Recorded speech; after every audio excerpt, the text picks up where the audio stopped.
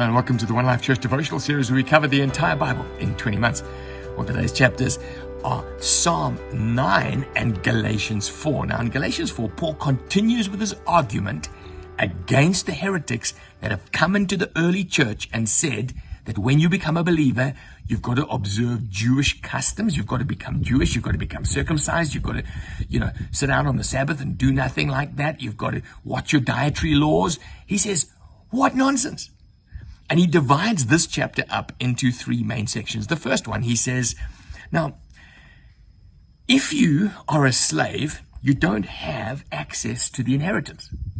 In fact, even if you're an underage child, you're like a slave, under guardians, don't have access to the inheritance.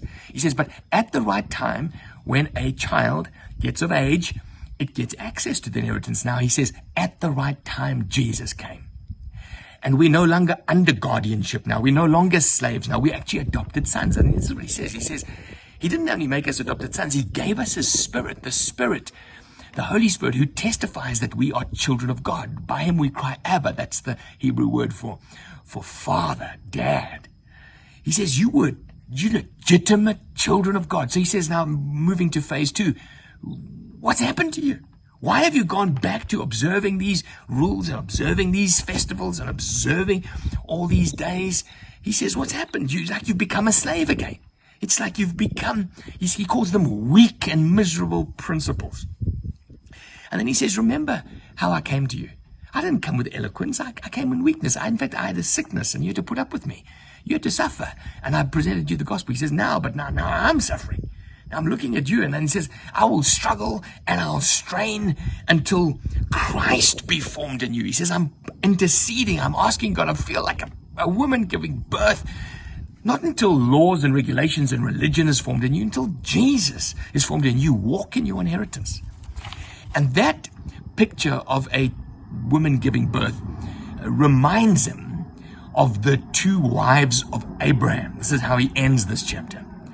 And the one wife, he says, was a slave woman, and she gave birth to a slave child called Ishmael. And the reason that happened is that the time hadn't yet come. The time hadn't yet been fulfilled. Abraham got impatient, waiting for the child, the promised child, Sarah's child, Isaac, to be born. And he says, this is what happened. Remember, he says, Ishmael, the slave boy, took out, and he was persecuting the boy of promise. And so God said, remove the slave boy.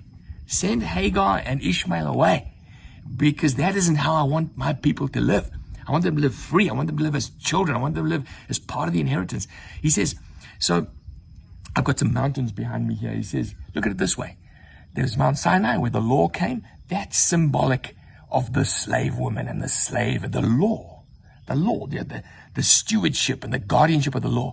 He says, but actually the time has come. Jesus has come. It's now, and he calls Mount Zion, he calls the heavenly Jerusalem. The new covenant means that we are now children of God.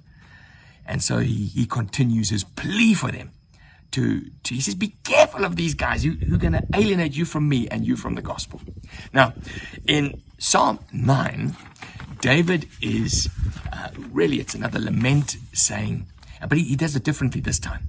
He starts by saying, God, how magnificent you are. You judge righteously. You all powerful. You absolutely magnificent. He says, I celebrate every time that you deliver me. He says, and then he goes to the second phase. He says, Lord, I need your help right now. I'm in big trouble. And he ends up by saying, I know I can trust in my God. He's going to set me free. Great chapter, great psalm to sing when you feel like everything's pressing in around you. Say, Lord, I know, I salute you.